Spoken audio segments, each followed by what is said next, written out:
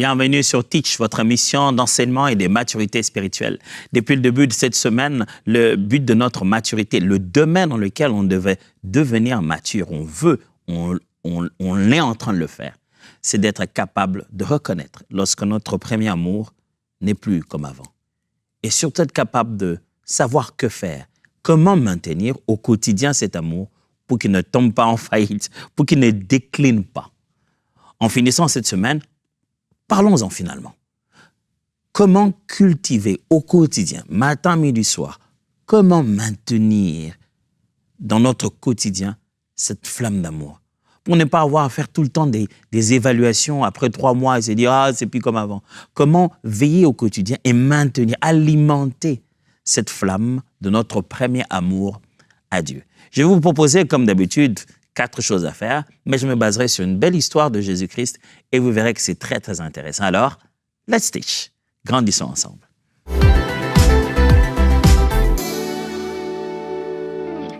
Depuis le début de cette semaine, je tiens le langage que nous tenons beaucoup, celui de dire enflammer, avoir son amour en feu pour Dieu, maintenir la flamme de notre amour pour le Seigneur. Lorsque vous analysez en fait ce concept, qui n'est pas faux, vous finissez par découvrir une chose. Et ça, je l'ai voulu quand même que ça soit écrit et que chacun de nous se souvienne. En réalité, la flamme de l'amour pour Dieu ne grandit pas en nous. Elle s'intensifie en réponse à la présence de Dieu à mesure que nous approchons de lui. C'est-à-dire que la flamme ne grandit pas indépendamment de Dieu. Tu ne peux pas aimer davantage un être sans que cette personne existe. Et vous le savez que dans toute relation, au fur et à mesure que vous voyez la personne, l'excitation monte. Et combien de couples ne craignent-ils pas la distance? La peur que la distance cause justement la froideur. En réalité, plus on s'approche de Dieu dans sa présence, plus nous ressentons cette flamme de lui, cet amour, cette passion de sa personne monter davantage. On ne s'en va pas loin nous-mêmes essayer d'allumer cette flamme par nos propres moyens en essayant de vivre loin de lui. Non, cette flamme est alimentée par sa présence. Quand cet amour le voit lui, elle est en flamme davantage. C'est comme si notre homme intérieur, quand elle est en présence de Dieu, tout à l'intérieur, tout excité. Oh, l'Éternel, le Dieu, mon roi. Alors, si tu veux garder cette flamme-là, n'est-ce pas qu'il est logique de souvent, et très souvent, rester dans sa présence? Je vais lire avec vous une assez longue lecture qui est basée sur l'histoire de la vie de Jésus-Christ. Dans Marc chapitre 1, le verset 35 à 45. Puis je vais me mettre à commenter là-dessus et je peux en ressortir 4 habitudes. Et puis il y en a beaucoup. Je vais rester sur 4 que Jésus faisait, que nous devons nous aussi apprendre à faire si on veut maintenir au quotidien notre flamme d'amour à Dieu. Alors, on y va. Marc chapitre 4, mais plutôt chapitre 1, verset 35 à 45. Le lendemain, il s'élève bien avant l'aube. Dehors, il fait encore nuit. Il sort de la maison et s'en va dans un endroit solitaire pour prier. Retenez ça. Hein? Simon et ses compagnons partent à sa recherche. Quand ils l'ont enfin trouvé, ils lui disent « Tout le monde te cherche. »« On va partir, leur répondit-il, et aller ailleurs. Il faut que j'apporte aussi mon message au village envoisinant, le village environnant. C'est pour cela que je suis venu. » Et les voilà partis à travers toute la Galilée pour prêcher dans les synagogues des Juifs et pour chasser les démons. C'était vraiment ça un travail, quoi. Ils allaient prêcher et chasser les démons. Un jour, un lépreux s'approche de lui, il se jette à ses genoux et les supplie.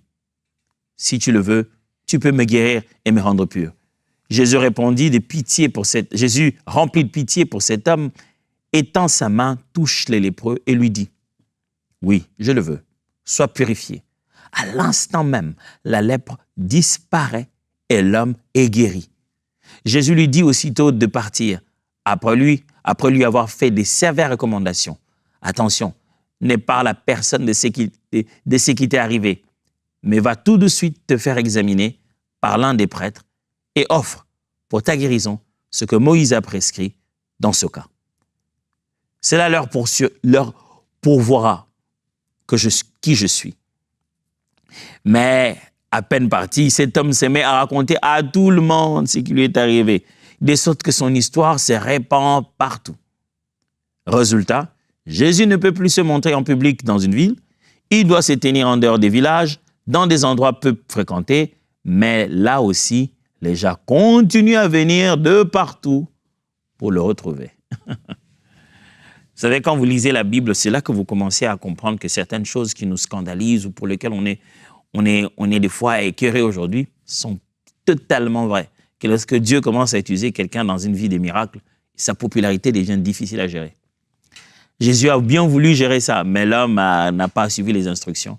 Le voilà, il va raconter à tout le monde qu'il est guéri. Mais ça ne commence pas là. Ça commence au fait que la Bible parle d'un moment particulier de la journée de Jésus.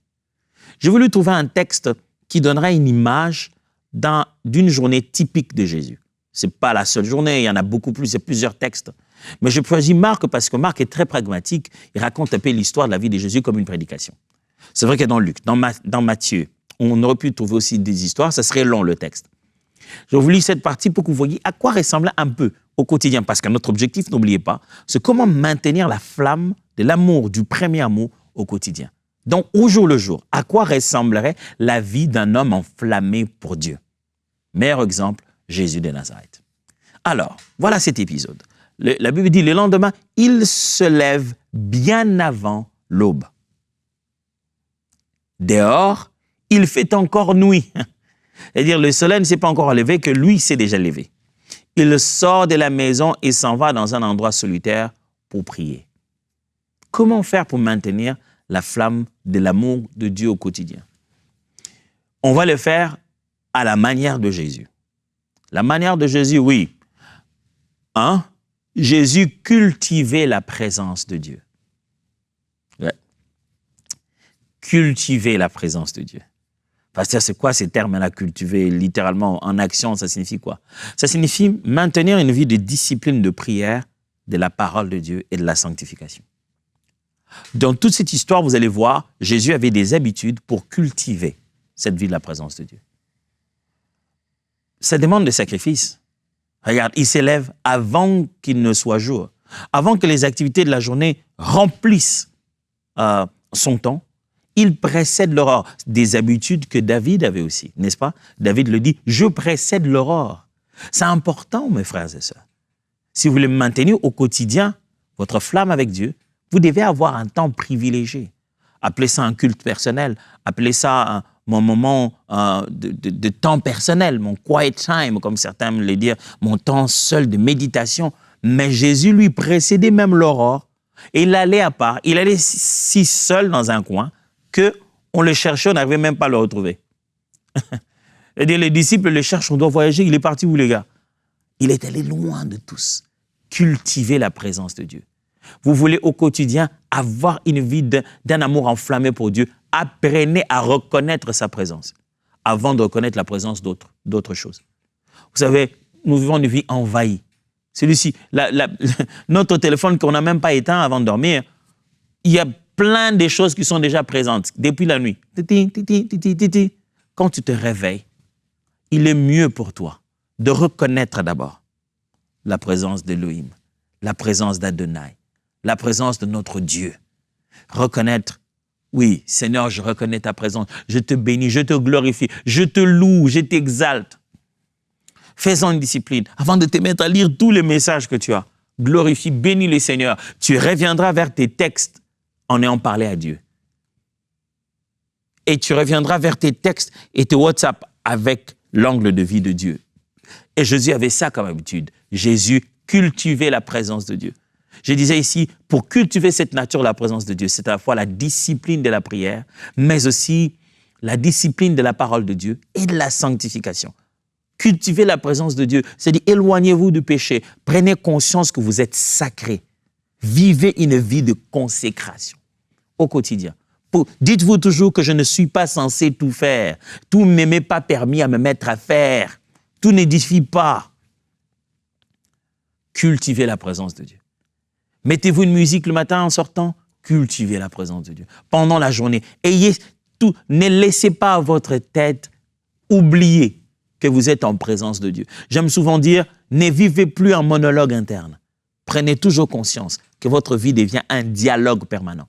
Ne pensez plus jamais que quand je me parle à moi-même dans ma tête, je me parle à moi-même. Il n'existe plus d'espace de ta vie où tu te parles à toi-même.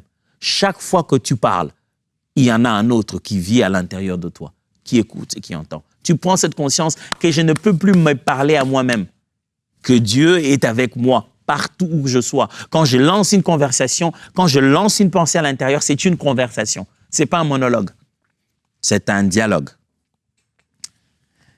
Jésus cultivait la présence de Dieu. Que faites-vous pour cultiver la présence de Dieu? Vous réveillez le matin, la première des choses, vous mettez une bonne musique que vous aimez bien, produite par un non-chrétien, parlant de la journée, en train de se déprimer dedans. Une musique qui dit « Oh, la vie c'est dur encore aujourd'hui. Tu vas avoir une vie difficile. Mais sache que la vie un jour, tu t'es déprimé et tu te fais déprimer encore. Inutilement. Arrose-toi. Laisse-toi être arrosé par la beauté de sa présence. Moi, il y a des musiques, quand je les lance, je les boucle juste à la partie de l'intro, là, je trouve un moyen de boucler. Rien que pour rester même à l'instrumental seulement. Dès que ça commence, même sans le vouloir, instinctivement, mes mains s'élèvent. Je prends conscience que, alléluia, Dieu est bon. La musique est puissante, vous savez. Elle est d'une capacité à toucher l'homme intérieur que vous. C'est pour cette raison que Dieu ne garde pas seulement l'adoration dans l'éternité. Il garde aussi la musique dans l'éternité. Nous allons chanter des cantiques dans l'éternité. Chanter le psaume de Moïse. Nous allons continuer à exercer la musique parce qu'elle va tellement... Elle s'y prête très bien à cette relation que nous avons avec Dieu. Alors, sature-toi de la présence de Dieu. Qui est des choses qui te rappellent Dieu, qui te rappellent la conscience que je ne vis pas seul. Cette vie, je la vis avec le Seigneur. Vis comme ça. C'est comme ça que tu garderas ta flamme. Et Jésus avait ça. Le matin, imaginez-vous, l'homme a l'esprit sans mesure. Le matin, se réveille, qu'est-ce qu'il fait? Avant l'aube, il s'en va à un endroit en retrait, seul, pour prier. Alors, n'oubliez pas, nous sommes en train de découvrir comment maintenir la flamme du premier amour au quotidien. Jésus faisait ça, hein? Il faisait ça tous les jours, même jusqu'au jour de sa mort, à la veille de sa mort. La nuit, il a fait la partie qu'il fait chaque nuit. Le soir, il allait à un endroit pour prier. Il prenait des disciples de temps en temps. On est même venu l'attraper pour l'amener, pour faire commencer toute sa douleur, pour l'amener à l'accusation et commencer à le faire souffrir. Le jour où on vient le prendre pour commencer le processus qui aboutit à la croix, on vient le prendre, il vient de quitter le temps de prière. Il vient encore de cultiver la présence de Dieu. Deuxième chose, Jésus était entouré par ses disciples. La Bible a dit, on l'a lu avec vous dans Marc chapitre 1, donc c'est le seul texte d'aujourd'hui. La Bible dit que Jésus sort tôt le matin, il va prier. Quand il a fini, il prie encore, les disciples le cherchent. Mais où est-ce qu'il est? Il est temps de partir. Ils sont en train de le chercher, ils le trouvent, il leur dit, « Ok, allons-y les gars, on doit partir, il faut que j'aille prêcher aussi ailleurs. » On ne le voit pas seulement ce jour-là, on le voit dans le reste de ses jours. Jésus est entouré des disciples. Mes frères et sœurs, pour maintenir la flamme de Dieu au quotidien dans ta vie, tu dois être entouré des autres disciples. Tu ne peux pas vivre toute ta vie chrétienne seul. Tu as besoin des autres. Tu as besoin de la fraternité chrétienne. Tu as besoin de fréquenter les autres. Tu as besoin de prier ensemble avec les autres. Pas 2 fois seulement prier, mais juste papoter, se rencontrer, mais parler des conversations avec des gens dont les pensées sont saines. Parler avec des gens qui, après leur avoir parlé, tu sens, comme j'aime ça que les disciples d'Emmaüs disent, est-ce que nos cœurs ne ressentaient-ils pas? Quand Jésus disparaît devant eux, c'est dit, c'est vrai que c'était lui, mais pourtant, on sentait ça, même sur le chemin qu'on venait. Quand il parlait, quelque chose bouillonnait en nous. Je vais rester avec les gens qui font bouillonner en moi la passion pour Dieu. Je vais rester avec des gens qui me font dire, wow, Dieu, on dirait que je n'ai pas encore aimé Dieu. Hein? Waouh, il y a ces niveaux-là. Je vais rester avec des gens qui challengent ma foi. Jésus était toujours entouré. Lui, Dieu fait chair. Qu'est-ce qu'il avait à faire avec ces gens? Du reste, tout le temps, il se plaignait en disant, mais jusqu'à quand vous allez comprendre? Mais vous vous rendez compte de leur importance. À la veille de sa mort, ils ont choisi, il dit, venez avec moi. Mon âme est triste jusqu'à la mort. Venez, priez avec moi. Ils sont là pour le consoler émotionnellement. Mes frères et sœurs, on a besoin des autres. Vous voulez vivre une vie chrétienne au quotidien, dans lequel vous êtes tout le temps, vous gardez votre flamme d'amour avec Dieu au maximum, alors restez avec les autres bois, là où le feu est allumé. Parce que souvent, quand vous sortez le bois seul, sa flamme ne dure pas souvent. Vous voulez garder la flamme, il y a une flamme qui est collective. Il y a une flamme qui est collective. Restez avec des gens qui vous donnent spirituellement. Restez avec les gens avec qui vous partagez spirituellement. Et restez avec des gens à qui vous donnez spirituellement. Faites des disciples. Ayez des amis. Recevez. Ayez des mentors, des gens de qui vous recevez. Recevez de quelqu'un, donnez à quelqu'un, partagez avec quelqu'un. C'est ça ce que Jésus faisait. Troisièmement, Jésus faisait quoi? Je viens de lire avec vous. Jésus pratiquait l'amour en action chaque jour. Jésus était l'incarnation de l'amour. Le voilà, il se réveille, écoutez-le. Il va prier. Les disciples viennent le rencontrer. La première chose qu'il y a dans sa tête, c'est « Allons aussi dans l'autre ville, je dois aller prêcher l'évangile. » Quand il y arrive, les gens sont malades, il est guéri. Les lépreux, là, il dit « Si tu le veux, guéris-moi. » Il dit « Je le veux, sois guéri. » La vie de montrer aux gens que Dieu les aime. C'était ça la vie de Jésus. Vous voulez garder votre amour pour Dieu, enflammé toujours. Bien, voici le secret. Aimez les autres. Aimez. C'est dans le processus de donner l'amour aux autres que vous allez entretenir votre amour. Vous vous souvenez encore du texte où Jésus nous dit, si vous ne pardonnez pas aux autres leurs péchés, votre Père dans les cieux ne vous pardonnera pas non plus. Il y a une corrélation forte entre la façon dont nous traitons nos semblables et la façon dont nous entretenons notre relation avec Dieu. Dieu regarde souvent dans cette relation que nous avons avec nos semblables pour juger de la nature, de la pertinence et de la motivation derrière notre relation que nous avons avec lui. Si vous les avez pardonnés, ok, je vous pardonne non plus. Je vous pardonne non plus si vous ne pardonnez pas. Et si vous aimez vos frères que vous voyez, alors je crois alors que vous m'aimez. Mais si vous n'aimez pas, je me demande ce qu'il en est de moi. De la même manière ici, Jésus-Christ, après avoir eu tous ses disciples, Jésus pratiquait l'amour au quotidien vis-à-vis des gens. Ça ramène tout de suite à l'amour vers Dieu.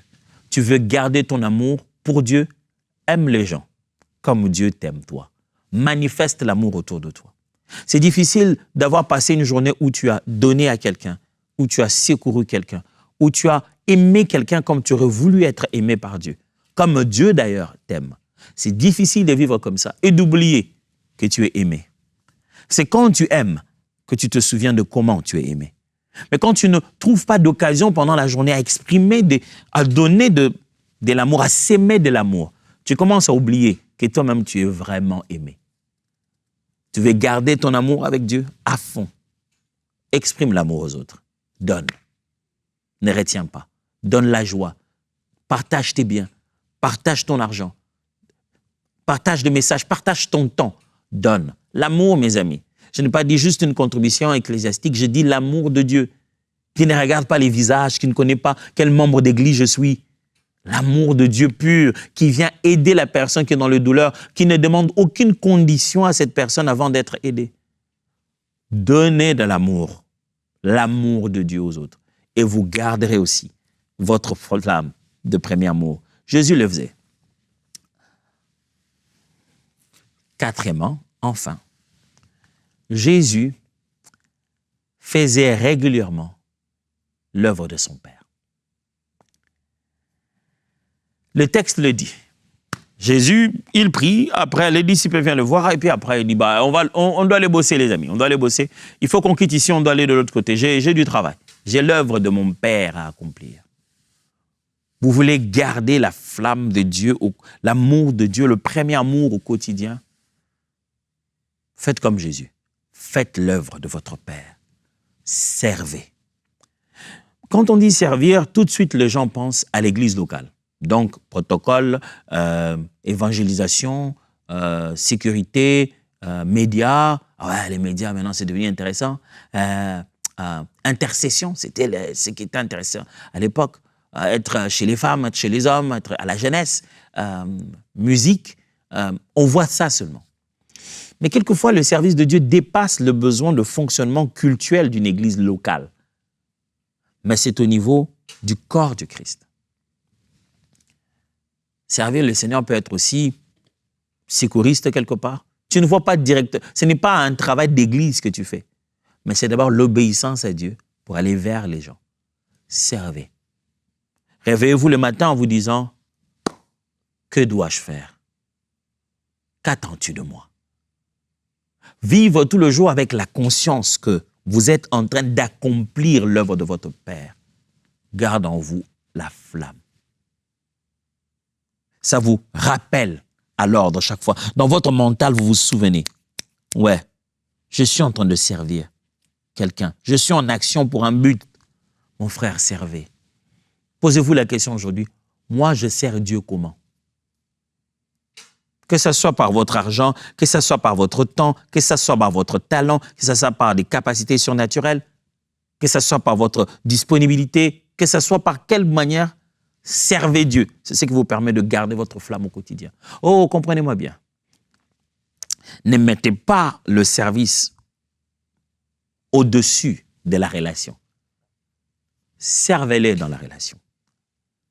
C'est en étant serviteur qu'on devient frère. On ne va pas être frère et baisser, devenir serviteur. J'aime bien Jésus, c'est qu'il dit, vous étiez, aujourd'hui je ne vous appelle plus serviteur, maintenant je vous appelle frère. Parce que vous connaissez les choses qui sont dans mon cœur. Continuez à le servir, mais en étant devenu frère, en étant devenu ami de son cœur. Cette semaine, j'ai parlé de beaucoup de choses. Aujourd'hui, je n'ai pas voulu beaucoup parler. Je voudrais utiliser mon temps pour prier avec vous. On a parlé de choses que l'on peut faire concernant cette affaire de revenir à son premier amour à Dieu. Qu'est-ce qu'un premier amour? On a appris. Comment reconnaître que quelqu'un est en train de perdre son premier amour? On a appris. Qu'est-ce qu'il faut éviter? Les genres de choses qui peuvent éteindre ton premier amour? On a appris. Que faire au quotidien pour maintenir ce premier amour? On a aussi appris. Ça en a fait des choses à apprendre. Maintenant, il est temps de pratiquer. Il est temps de vivre. Oh Seigneur, je suis détaché de toi. Pasteur, aidez-moi. Je ne sais pas comment revenir au Seigneur. Les pistes sont là. Homme, frère, qu'allez-vous faire? Les pistes sont là. Vous ne direz plus, vous ne saviez pas quoi faire. Mais j'aimerais passer un petit moment de prière avec vous. Je ne sais pas où vous êtes. On a pris quelques habitudes et puis un moment. Où que l'on soit, trouve une position de prière, si c'est possible. Si tu écoutes en roulant, ce n'est pas grave. Mais focalise-toi à un moment donné. Parce qu'on veut prier. On veut graver ces choses dans notre esprit. Et si tu suis, je ne sais pas, au salon, tu es où, si tu le peux, je t'encouragerais bien de prendre une position de prière, quelle qu'elle soit, juste pour faire répondre à ton corps le respect de ces convictions que tu veux mettre dans ton esprit. Si c'est levé, levé. Si c'est assis, assis. Mais prépare juste une position que tu penses être utile pour pouvoir prier. On va prier. Et on va prier spécialement, précisément pour une et une seule chose. Qui est un réveil dans notre cœur. J'aurais pu utiliser un autre terme. J'aurais pu dire comment vivre le réveil. C'est ça. La Bible déclare l'Éternel réveilla l'esprit de Zorobabel. Je prie et je veux que nous prions ensemble. Que le Seigneur t'éveille et te réveille. De fois, on commence à perdre, mais on ne s'en rend pas compte. Dis à Dieu, Seigneur, je ne veux plus fonctionner à 15, à 20%. Je ne veux plus être dans la moyenne. Je veux la totalité et la plénitude. Élève la voix là où tu es. Ou prie, je ne sais pas où tu te tiens, mais concentre-toi. Prie avec moi. Seigneur mon Dieu, nous te prions. Enflamme-nous encore de toi. Chez qui allons-nous encore chercher cette flamme? Qui peut encore nous enflammer comme toi? Seigneur, c'est l'amour de toi. Cette flamme s'intensifie au fur et à mesure que nous nous approchons de toi. Cette flamme devient meilleure au fur et à mesure que nous fréquentons ta présence. Oh, j'aime dire comme le chantre le dit, attire-moi à toi, ne me laisse pas, je veux tout abandonner, restaurer notre amitié, tu es mon désir, oh, je ne veux que toi, rien ne peut te remplacer, dans tes bras je suis rassuré, montre-moi la voie qui me ramène à toi, tu es tout pour moi, sans toi je ne peux vivre. Seigneur, je prie, attire-nous dans ta présence, attire mon frère et ma sœur qui étaient complètement par terre, qui a vécu une vie, il était épuisé parce que soit il était occupé, préoccupé, il s'est juste fatigué parce qu'il était déçu quelque part, ou une vie de péché était revenue, il s'est dit, Niet, à partir d'aujourd'hui, il faut que je revienne à 100%. Attire-le. La Bible dit, ni ne viens à moi si mon Père ne l'attire. Attire, qu'il subisse cette attraction. Oh mon Dieu, que ça soit pas juste des instructions à aller exécuter, mais que ça soit soutenu par l'Esprit, aidé par l'Esprit, conduit par l'Esprit. La Bible dit, nous ne savons pas ce qu'il convient de demander. Le Saint-Esprit nous aide dans nos prières par des suppliques inexprimables. Esprit de Dieu, enflamme nos églises, enflamme les serviteurs. Nous ne voulons pas des chantres qui chantent par habitude. Laisse-le chanter avec un premier amour. Pas de prédicateurs qui enseignent par expérience, mais des annonciateurs de la parole avec le même amour de début. Nous ne voulons pas des serviteurs dont le visage à l'entrée est déjà, il est déjà intimidant. Père, que les gens se remettent dans la flamme du début. Que le service ne tue pas l'amour, que le temps ne tue pas l'amour. Et partout, c'est dans nos cœurs où cet amour a commencé à s'éteindre, donne-nous de prendre cela à bras le corps, de s'élever et de restaurer, de réparer, comme un couple qui a connu un moment difficile où chacun doit mettre du sien. On veut prendre le courage de réparer parce qu'on sait que ton amour est parfait.